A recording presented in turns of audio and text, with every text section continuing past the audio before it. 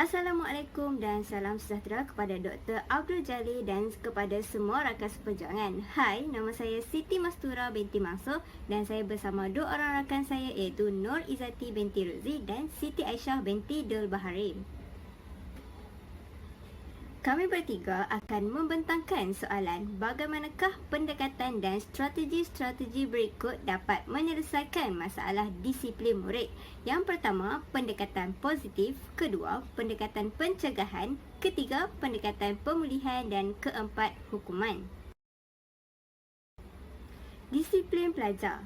Kementerian Pendidikan Malaysia memandang serius perkara berkaitan dengan disiplin pelajar.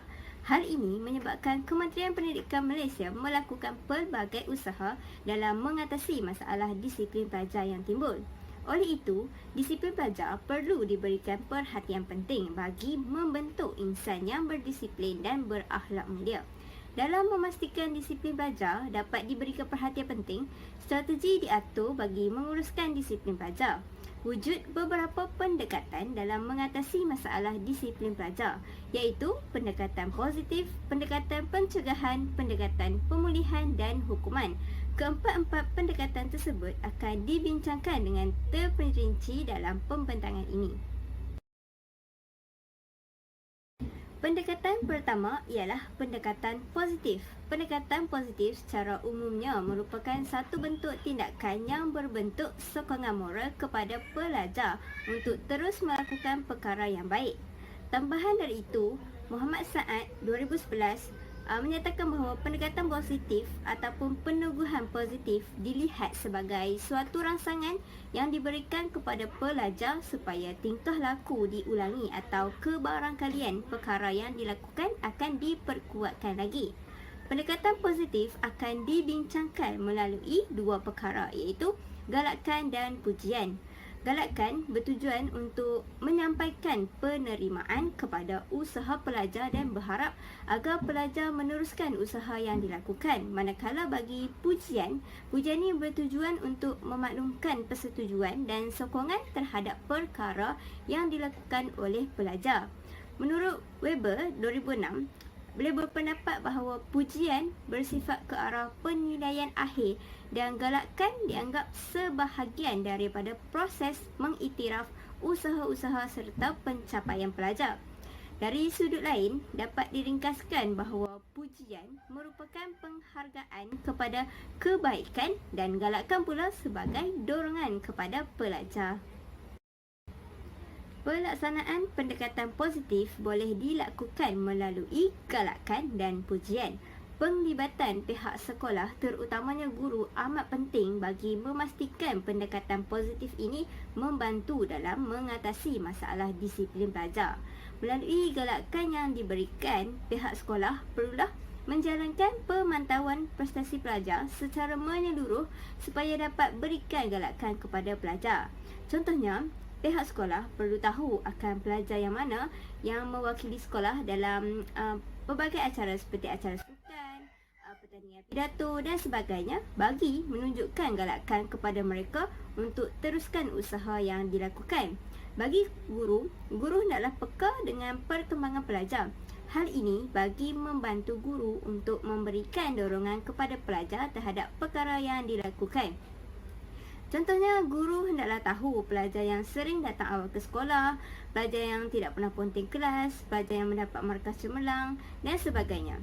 Bagi pujian pula, pelaksanaan pendekatan positif melalui pujian ini, pihak sekolah perlulah memberikan kata-kata pujian kepada pelajar yang menunjukkan tingkah laku cemerlang semasa di tapak perhimpunan. Contohnya, pengetua sekolah boleh memuji kelas yang sering merekodkan kehadiran yang penuh sebagai dorongan kepada pelajar untuk tidak ponting ke sekolah. Guru pula, kata-kata pujian perlu dilontarkan selalu kepada pelajar sama ada di dalam kelas ataupun di luar kelas. Sebagai tambahan, selain galakan dan pujian, penghargaan juga dikira sebagai salah satu langkah pelaksanaan pendekatan positif bagi mengatasi masalah disiplin pelajar. Pujian dan penghargaan perlulah diberikan kepada pelajar yang berkelakuan baik dan pelajar yang mencapai kejayaan tanpa meminggirkan pelajar lain. Jadi usaha ini Jika diteruskan akan menimbulkan suasana harmoni antara guru dan pelajar. Bila suasana harmoni, pelajar akan berasa selesa dengan guru. Hal ini akan menyebabkan pelajar berani untuk membuat aduan sekiranya terdapat masalah disiplin berlaku dalam kalangan pelajar. Masalah utama seperti buli dapat dikawal sekiranya pelajar bebas dan berani melaporkan perkara yang berlaku dalam kalangan mereka kepada pengetua sekolah ataupun guru. Kita lihat pula kepada bentuk-bentuk galakan yang boleh diberikan dalam usaha untuk mengatasi masalah disiplin pelajar. Yang pertama, sistem ekonomi token seperti poin, markah merit, tiket, keistimewaan dan sebagainya. Sebagai contoh, pelajar yang melakukan kebaikan akan diberikan mata merit sebagai tanda galakan dan penghargaan pihak sekolah kepada pelajar yang melakukan kebaikan. Hal ini walaupun dilihat sedikit namun akan memberikan impak yang positif terhadap disiplin pelajar. Pelajar akan berlumba-lumba melakukan kebaikan dan meninggalkan perbuatan salah laku di sekolah untuk mengejar mata merit. Secara tidak langsung, masalah disiplin seperti ponteng sekolah, buli, tidak berpakaian kemas dan sebagainya dapat dikurangkan dengan adanya sistem merit. Kedua, mengadakan pertandingan. Contoh pertandingan yang boleh diadakan seperti pertandingan kehadiran kelas, pertandingan kekemasan dan sebagainya. Sebagai contoh, bagi mengadakan pertandingan kehadiran, pertandingan ini boleh dijalankan pada setiap bulan ataupun setahun sekali.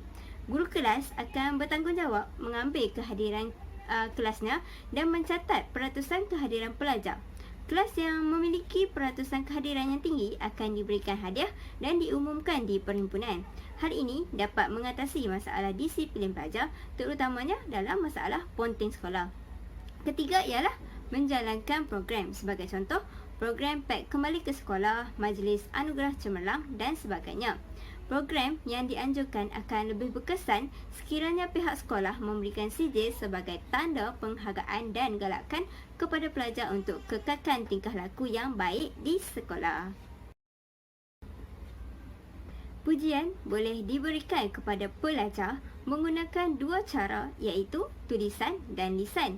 Yang pertama secara lisan, contoh kata-kata pujian seperti, "Wah, hebat, awak boleh jadi contoh kepada murid lain. Tak sangka awak sebenarnya murid bijak. Cikgu suka orang yang suka belajar." Melalui pujian secara tidak langsung akan menyebabkan mereka rasa dihargai. Kesan pujian ini amat besar pengaruhnya. Bahkan murid yang sebelum ni sekiranya dapati mereka malas, jika kita berikan pujian sebenarnya mempengaruhi mereka untuk berusaha berubah menjadi lebih baik. Isu seperti tidak hadir ke sekolah dan ponteng kelas dapat diatasi. Kedua, melalui tulisan. Kata-kata pujian boleh ditulis oleh guru kepada pelajar secara individu dengan menulis pada kertas peperiksaan pelajar ataupun pada latihan mereka. Sebagai contoh, kata-kata pujian seperti, "Pencapaian bagus, Tania. Kamu adalah salah seorang murid harapan cikgu. Cikgu amat bangga dengan pencapaian ujian kamu kali ini. Teruskan pencapaian seperti ini pada masa hadapan. Tania sekali lagi." Setelah mendapat kata-kata pujian daripada guru, pelajar ni sebenarnya lebih bersemangat dan cuba sebaik mungkin untuk tidak terlibat dalam masalah disiplin di sekolah. Pendekatan positif walaupun dilihat perkara yang ringkas, namun kesan kepada pelajar dalam mengatasi masalah disiplin sedikit sebanyak menunjukkan hasilnya yang baik. Keberkesanan pendekatan ini dibuktikan dalam kajian yang dilakukan oleh Muhammad Khairuddin, Rohaida dan sebagainya pada tahun 2004 menunjukkan bahawa kata-kata pujian tergolong dalam penghargaan verbal dan didapati berkesan dalam menangani masalah disiplin pelajar. Selain itu, terdapat juga kajian lain yang dilakukan oleh Nur Rahayu Rahim, Muhammad Hanafi Muhammad Yasin dan Muhammad Mokhtar Taha. Mereka ini menjalankan kajian menggunakan pendekatan positif dan hasilnya ditunjukkan dalam dapatan kajian. Dalam dapatan kajian, mereka menunjukkan bahawa intervensi peneguhan positif, kata-kata pujian, lebih berjaya membuat pelajar menerima arahan serta berdisiplin ketika berada di waktu PDP berbanding dengan teknik hukuman yang dilaksanakan terhadap pelajar. Jelaslah bahawa pendekatan positif membantu dalam mengatasi masalah disiplin pelajar. Pendekatan pencegahan iaitu suatu persepsi bahawa sesuatu masalah yang timbul masih belum sampai ke tahap krisis dan masih terdapat usaha yang boleh dijalankan untuk mencegahnya. Menurut Khadijah Rohani dan Naziriah 2007, pendekatan yang sesuai dilaksanakan di peringkat persekolahan yang bertujuan untuk mendidik pelajar mengenal pasti kebaikan dan keburukan sekiranya mereka terlibat dalam sesuatu tingkah laku. Apakah langkah-langkah bagi pendekatan pencegahan secara umum? Yang pertama ialah mengingatkan pelajar dalam perhimpunan sekolah mengenai keburukan kegiatan samsing dan kesan jika membabitkan diri dalam kegiatan itu. Yang kedua ialah menekankan pelajar untuk menjalani cara hidup yang positif melalui pengajaran mata pelajaran moral dan agama. Langkah yang ketiga ialah menerapkan nilai-nilai murni semasa proses pembelajaran di dalam dan di luar bilik darjah. Yang keempat ialah mengajurkan kempen membasmi kegiatan kongsi gelap dan samsing. Yang kelima ialah mengadakan ceramah khas mengenai keburukan kegiatan samsing dengan membabitkan polis dan penjara. Langkah yang terakhir ialah pihak sekolah haruslah menyediakan aktiviti-aktiviti menarik perhatian seluruh pelajar untuk menyertai kegiatan-kegiatan tersebut dan bukan atas paksaan. Ini merupakan contoh bagi surat perkeliling Ikhtisas bilangan 8 pada tahun 2010 iaitu garis panduan mencegah dan menangani masalah buli dalam kalangan murid di sekolah. Surat-surat perkeliling Ikhtisas adalah satu sumber utama yang penting dalam menyampaikan mandat bagi menjalankan kuasa disiplin di sekolah. Surat perkeliling Ikhtisas bilangan 8 pada tahun 2010 iaitu garis panduan mencegah dan menangani masalah buli di dalam kalangan murid di sekolah. Langkah-langkah yang terdapat dalam surat perkeliling Ikhtisas bilangan 8 pada tahun 2010 ialah mengadakan peti aduan murid atau saluran-saluran aduan murid secara berkesan di sekolah atau asrama. Yang kedua ialah jawatan kuasa disiplin sekolah dan asrama perlu diaktifkan sepenuhnya agar dapat menyiasat, meneliti serta mengambil tindakan segera terhadap setiap aduan yang dibuat oleh murid. Langkah yang ketiga ialah pihak berkuasa disiplin di sesebuah sekolah perlu menyiasat, mengkaji dan meneliti sekiranya wujud perkara-perkara atau aktiviti-aktiviti tradisi yang telah diwujudkan oleh murid atau kumpulan-kumpulan murid. Seterusnya adalah pihak berkuasa disiplin di sekolah termasuk guru-guru disiplin, guru bimbingan dan kaunseling, guru warden di asrama serta guru-guru lain perlu mencari satu kaedah yang berkesan bagi mengesan kewujudan gejala buli atau salah laku yang lain dan tindakan awal perlu diambil sebelum gejala tersebut berlaku. Sekiranya sekolah atau asrama ada melaksanakan aktiviti orientasi atau sual kenal terhadap murid baru, maka aktiviti tersebut hendaklah berada di bawah kawalan guru sepenuhnya. Yang terakhir ialah bagi sekolah-sekolah berasrama, peraturan asrama serta aktiviti hariannya perlu jelas kepada semua penghuninya. Pemeriksaan ke bilik penginapan murid serta bilik-bilik lain perlu dilakukan secara kerap dan berjadual. Pemeriksaan mengejut hendaklah dilakukan sekiranya dirasakan ada aktiviti negatif dari murid dan berkeperluan oleh pihak sekolah atau asrama. Ini merupakan contoh-contoh surat perkeliling Ikhtisas yang berkaitan dengan strategi pencegahan. Yang pertama ialah surat perkeliling Ikhtisas bilangan 8 pada tahun 2010 iaitu garis panduan mencegah dan menangani masalah buli dalam kalangan murid di sekolah. Yang kedua ialah surat perkeliling Ikhtisas bilangan 6 pada tahun 1995 iaitu menangani masalah ponteng di sekolah. Yang ketiga ialah surat perkeliling Ikhtisas bilangan 16 pada tahun 1998 iaitu menangani masalah gangster di sekolah. Yang terakhir ialah Surat Perkeliling Ikhtisas bilangan 10 pada tahun 2001. Semua guru adalah guru disiplin. Cadangan program pencegahan yang boleh dilaksanakan di sekolah. Yang pertama ialah kursus bina insan, yang kedua ialah kursus jati diri, yang ketiga ialah kursus kepimpinan diri dan yang terakhir ialah program pembimbing rakan sebaya. Faedah program pencegahan melalui aktiviti kokurikulum yang telah dilaksanakan oleh sekolah. Yang pertama ialah pengisian masa lapang dengan aktiviti yang berfaedah, memberi kegembiraan, pembinaan kesihatan dan kesejahteraan diri murid. Yang kedua ialah dapat meningkatkan disiplin pelajar melalui penyamaian dan pemumpukan nilai dan sikap positif selaras dengan hasrat rukun negara. Yang terakhir ialah dapat meningkatkan minat, bakat dan kemahiran pelajar dalam gerak kerja kokurikulum yang telah diceburi. Aktiviti kokurikulum di sekolah dapat mewujudkan interaksi guru dengan pelajar. Walaupun suasana tidak formal, dapat meyakinkan pelajar untuk berinteraksi dengan guru dengan lebih mesra dan baik. Contohnya pertandingan perbahasan antara persatuan atau berlaku interaksi yang baik antara guru dan pelajar di dalam kelas. Definisi bagi pendekatan pemulihan ialah pendekatan pemulihan pula merupakan pendekatan yang digunakan bagi memberi khidmat kepada pelajar yang menghadapi masalah disiplin dengan tujuan untuk mengorientasikan semula pelajar yang bermasalah. Pendekatan pemulihan merupakan pendekatan yang memberikan fokus kepada kekurangan atau masalah yang muncul dalam diri murid oleh pihak sekolah.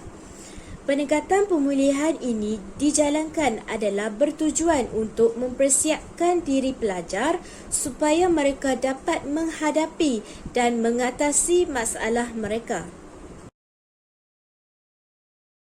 Pendekatan pemulihan terbahagi kepada dua, iaitu pendekatan pemulihan dalaman dan pendekatan pemulihan luaran. Bagi pendekatan pemulihan dalaman yang melibatkan isu-isu yang berkaitan dengan guru dan murid. Pendekatan dalaman ini memberi fokus kepada guru dan bilik darjah. Kewujudan hubungan yang mesra antara guru dan murid perlu dibina agar murid merasa dihargai dan dihormati. Hubungan guru dan murid yang mesra secara tidak langsung, murid merasakan kehadiran mereka ke sekolah diundang dan menyebabkan mereka berasa gembira untuk ke sekolah. Guru perlu melaksanakan strategi pengajaran dan pembelajaran yang menarik supaya kecenderungan untuk pelajar melakukan kesalahan ponteng kelas adalah sedikit dan mereka lebih tertarik untuk belajar. Contohnya, sekiranya guru menggunakan chalk and talk, perlu tukar kepada pembelajaran abad ke-21 yang lebih berpusatkan murid. Chalk and talk adalah satu kaedah yang formal dalam proses pengajaran yang tumpuannya kepada papan hitam dan suara guru. Pendekatan pemulihan luaran iaitu melibatkan setiap sekolah menyediakan khidmat unit bimbingan dan kaunseling bagi mengatasi masalah disiplin murid-murid. Bagi guru-guru yang berhadapan dengan masalah disiplin murid yang tidak boleh diselesaikan di dalam bilik darjah, maka guru-guru boleh merujuk kepada kaunselor sekolah bagi tindakan yang selanjutnya. Kaunselor di sekolah merupakan golongan yang terlatih dan pakar dalam hal-hal berkaitan psikologi murid dan mereka kebiasaannya memiliki pendekatan-pendekatan yang tertentu bagi menyelesaikan sesuatu masalah. Murid-murid yang menghadapi masalah disiplin akan dipanggil oleh kaunselor untuk diberikan kaunseling bagi mengetahui masalah yang dihadapi oleh mereka sehingga menyebabkan mereka cenderung untuk melibatkan diri dengan tingkah laku disiplin.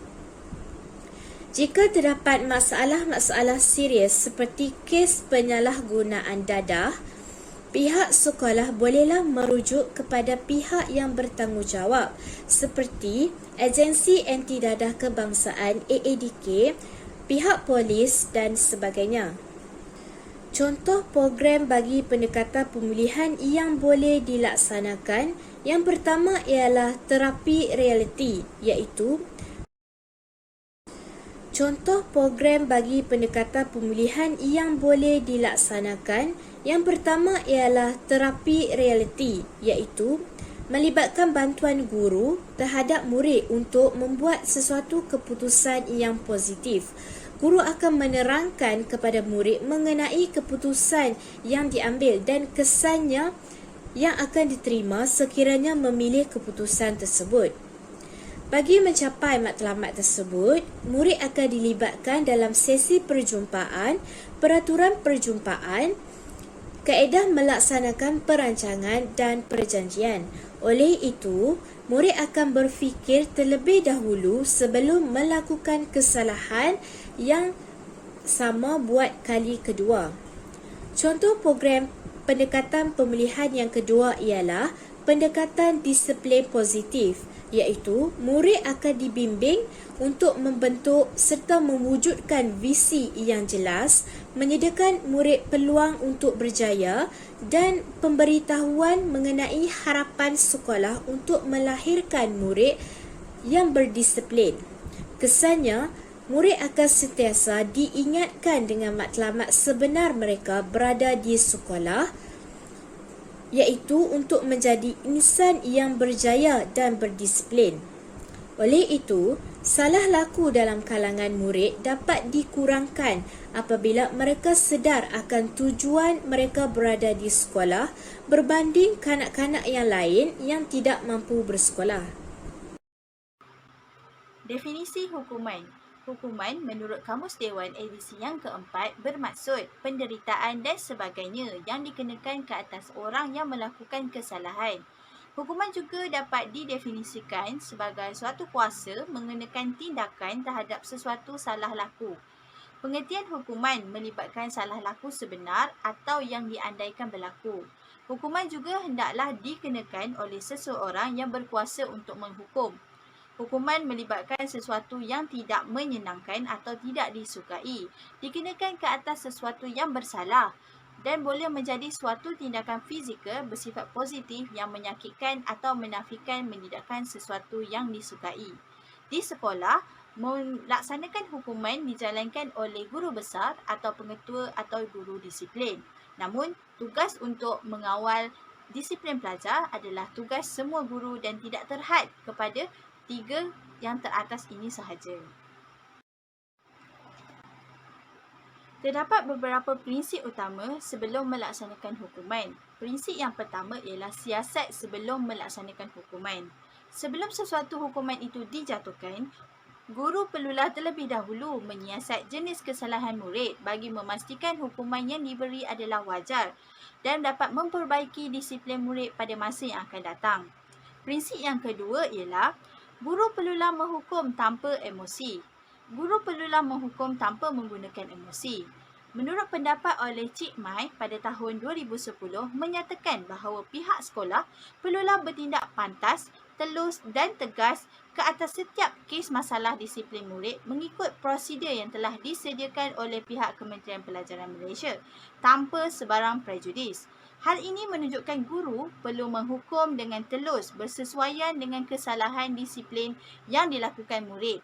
Ini juga menunjukkan hukuman perlu dijalankan tanpa simpati atau berat sebelah bagi tujuan memberi kesedaran dan keinsafan kepada murid yang mempunyai masalah disiplin di samping memberi pengajaran kepada murid-murid yang lain.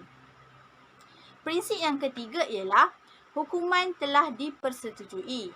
Hal ini bermaksud sebelum sesuatu hukuman itu dijatuhkan kepada murid, guru perlu terlebih dahulu memberitahu tentang hukuman yang bakal diterima oleh murid. Hal ini adalah bagi memastikan tidak timbul sebarang kecelaruan setelah hukuman dijatuhkan. Prinsip yang keempat ialah Guru perlu menyeragamkan hukuman berdasarkan tingkah laku.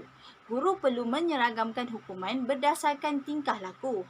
Hal ini kerana setiap masalah disiplin yang dilakukan oleh murid berdepan dengan hukuman yang berbeza. Justru itu, guru perlu peka dan dengan salah laku yang dilakukan oleh murid bagi memastikan hukuman yang diterima oleh murid adalah setimpal dan dapat memberi pengajaran kepada mereka. Prinsip yang kelima ialah tahap hukuman. Guru perlulah memastikan terlebih dahulu tahap hukuman sebelum melaksanakan sesuatu hukuman terhadap murid. Terdapat beberapa jenis hukuman yang boleh dilakukan bagi mengatasi masalah disiplin pelajar. Menurut Panduan Tata Cara Disiplin Sekolah untuk Guru Besar dan Pengetua KPM 1988, hukuman yang boleh dikenakan ialah penahanan ataupun detention, hukuman dera, corporal punishment, amaran, penggantungan sekolah dan pembuangan sekolah. Seterusnya ialah cara pelaksanaan hukuman. Bagi penahanan atau detention, hukuman penahanan adalah bertujuan untuk mengawal murid-murid dengan masalah disiplin ringan dan sederhana. Hukuman ini dijalankan supaya tingkah laku murid pada masa yang akan datang dapat diperbaiki. Hukuman penahanan dijalankan dengan cara menafikan murid daripada menikmati masa lapangnya. Dengan erti kata lain, penahanan dijalankan dengan cara menghukum murid berada di sesuatu tempat pada tempoh yang tertentu. Arahan penahanan itu hendaklah menentukan masa dan jumlah jam seseorang murid itu ditahan. Hukuman penahanan sering diadakan di kelas tahanan. Wujudnya kelas tahanan ini pastinya akan memberi kesan kepada murid yang melakukan kesalahan disiplin dan murid-murid yang lain juga. Selain itu, aktiviti penahanan hendaklah merupakan sesuatu yang berfaedah dan bersifat membina. Sebagai contoh, hukuman penahanan dapat dilaksanakan dengan cara mengadakan kelas tahanan untuk murid bermasalah disiplin dan diadakan sesi ulang kaji sepanjang tempoh penahanan tersebut. Okey, bagi jenis hukuman yang kedua iaitu hukuman dera atau corporal punishment pula. Hukuman dera merupakan hukuman berbentuk rotan yang boleh dikenakan ke atas murid bagi mengatasi masalah disiplin murid. Namun begitu, hukuman ini hanya boleh dikenakan ke atas murid lelaki sahaja dan murid perempuan adalah dikecualikan serta tertakluk kepada syarat-syarat yang dinyatakan dalam peraturan-peraturan disiplin Sekolah 1959. Hukuman ini hendaklah dijalankan sebaik sahaja sesuatu salah laku itu dilakukan oleh murid dan salah laku tersebut telah dapat disahkan oleh pengetua atau guru besar. Hukuman ini juga hanya boleh dijalankan oleh pengetua atau guru besar itu sendiri atau seorang guru yang berdaftar yang telah diberi kuasa secara nyata atau khas mengikut perkara 6 Ordinans Pelajaran 1957 Peraturan Pelajaran 1959. Hukuman dera ini juga hendaklah dijalankan dengan menggunakan rotan yang ringan dan pukulan rotan yang hanya boleh dibuat pada bahagian tapak tangan dan bahagian punggung yang berlapik. Hukuman dera ataupun hukuman rotan ini ke atas pelajar perempuan adalah dilarang sama sekali secara nyata seperti yang termaktub dalam perkara 5 Ordinans Pelajaran 1957 Peraturan-Peraturan Pelajaran Disiplin Sekolah 1959.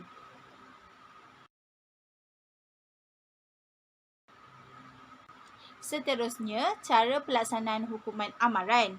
Hukuman amaran adalah sesuatu yang sesuai, hukuman yang sesuai apabila pengetua, guru besar atau guru yang diberi kuasa setelah mempertimbangkan keadaan, jenis salah laku dan kelakuan murid yang telah melakukan salah laku. Dan amaran hanya diberikan jika guru besar atau pengetua ini berpendapat bahawa adalah tidak wajar dikenakan hukuman yang lebih berat kepada murid yang melakukan kesalahan disiplin tersebut. Tindakan hukuman amaran adalah merangkumi amaran pertama, amaran kedua dan amaran ketiga bagi kategori salah laku ringan. Amaran keras bagi kategori salah laku sederhana dan amaran keras juga bagi kategori salah laku berat. Hukuman amaran juga merupakan salah satu hukuman yang dilihat dapat mengatasi masalah disiplin murid. Hal ini kerana menerusi hukuman amaran dapat memberi kesan kepada murid, iaitu murid dapat berasa takut untuk mengulangi kesalahan yang sama pada masa yang akan datang. Seterusnya, cara pelaksanaan hukumannya seterusnya iaitu hukuman penggantungan sekolah. Hukuman penggantungan merupakan salah satu arahan di mana seseorang murid itu dilarang daripada memasuki kawasan sekolah. Penggantungan ini adalah bersifat sementara sahaja, iaitu dalam jangka tidak lebih daripada 14 hari persekolahan. Hukuman penggantungan sekolah ini akan dilaksanakan apabila seseorang murid berkelakuan liar dan mengganggu sehingga perlu diasingkan dari sekolah. Justru itu, ketika menunggu hasil siasatan mengenai cara yang paling sesuai untuk menghadapi masalah disiplin murid tersebut, pengetua atau guru besar ini berkuasa untuk mengarahkan penggantungan persekolahan murid untuk tempoh yang tidak melebihi 14 hari. Penggantungan yang dibuat kerana menunggu hasil sesuatu siasatan hendaklah dibezakan sebagai hukuman yang dijatuhkan oleh pengetua atau guru besar seperti yang dibekalkan dalam Peraturan 8 Peraturan Pelajaran Disiplin Sekolah 1959. Ketika hukuman penggantungan dibuat, murid juga hendaklah diberi peluang yang cukup untuk membuat penjelasan tentang kesalahan disiplin yang dilakukan. Okey, seterusnya cara pelaksanaan hukuman yang ketiga iaitu hukuman pembuangan sekolah.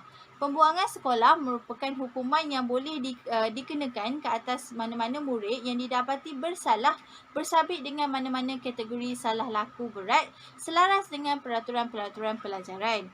Hukuman pembuangan sekolah ini akan dijalankan terhadap murid yang telah melakukan salah laku atau tingkah laku mengganggu berulang kali dan didapati tidak berubah selepas tindakan memulihnya diambil oleh pengetua. Selain itu, hukuman ini juga akan dijatuhkan kepada murid yang tingkah lakunya mendatangkan gangguan yang serius kepada murid-murid yang lain atau terhadap keseluruhan sekolah. Hukuman penggantungan sekolah ini juga merupakan antara hukuman terakhir yang dapat dilakukan oleh pihak sekolah bagi mengatasi masalah disiplin murid. Seterusnya, kesan pelaksanaan hukuman. Pelaksanaan pendekatan hukuman dapat membantu menyelesaikan masalah disiplin murid di sekolah. Hal ini kerana dengan pelaksanaan hukuman dapat memberi pengajaran kepada murid yang melakukan kesalahan dan juga kepada murid-murid yang lain. Hukuman yang dijalankan juga dapat mengelakkan murid mengulangi kesalahan yang sama di samping membentuk sasiah murid yang lebih baik. Pendekatan hukuman juga membolehkan murid merasai akibat daripada perbuatan salah yang dilakukan mereka. Selain itu, bagi kes-kes tertentu seperti tingkah laku antisosial seperti merokok, konten sekolah, mencederakan pelajar lain, tidak hormat guru dan melakukan jenayah, murid yang melakukan kesalahan disiplin ini tidak akan merasa sedih atau menyesal sekiranya tidak dihukum atau dirotan. Dengan itu, murid juga akan sentiasa mengulangi kesilapan yang sama. Dengan pelaksanaan hukuman, para murid juga akan dapat mengambil iktibar dan teladan apabila mereka melihat rakan mereka dihukum. Jika melalui kaunseling sahaja, kesedaran pelajar akan kurang terangsang untuk berubah. Kaunseling juga adalah lebih baik bertindak sebagai memberi kesedaran, manakala hukuman rotan adalah sebagai memberi pengajaran kepada kesalahan yang telah dilakukan oleh murid. Maka, pembentukan seorang murid yang berdisiplin tinggi memerlukan gabungan pendidikan secara lembut iaitu kaunseling dan juga pendidikan secara keras iaitu melalui hukuman yang pelbagai seperti merotan ke atas murid yang melakukan kesalahan disiplin. Kesimpulannya, pendekatan dan strategi yang tepat pastinya dapat menyelesaikan masalah disiplin murid. Pendekatan yang digunakan oleh guru haruslah membuahkan hasil dalam menangani masalah disiplin murid dan memastikan masalah yang sama tidak terus berulang. Pelaksanaan disiplin di sekolah-sekolah perlulah tegas. Strategi melaksanakan dan mengawal disiplin perlu bersesuaian dengan jumlah pelajar kerana pelaksanaannya memerlukan pendekatan yang berlainan. Tanggungjawab menegakkan disiplin sebenarnya tidak hanya terhad kepada guru disiplin atau pengetua sahaja, bahkan memerlukan kerjasama menyeluruh antara semua pihak. Hal ini kerana semua guru adalah guru disiplin. Tanggungjawab memperkasa akhlak murid adalah tanggungjawab kita bersama, melibatkan semua pihak dan perlu dilaksanakan secara kolektif, efektif dan komprehensif serta berterusan. Justru itu, pendekatan atau strategi yang sesuai seperti pencegahan, pemulihan dan juga hukuman adalah penting bagi memastikan masalah disiplin murid dapat diatasi dengan segera di sekolah.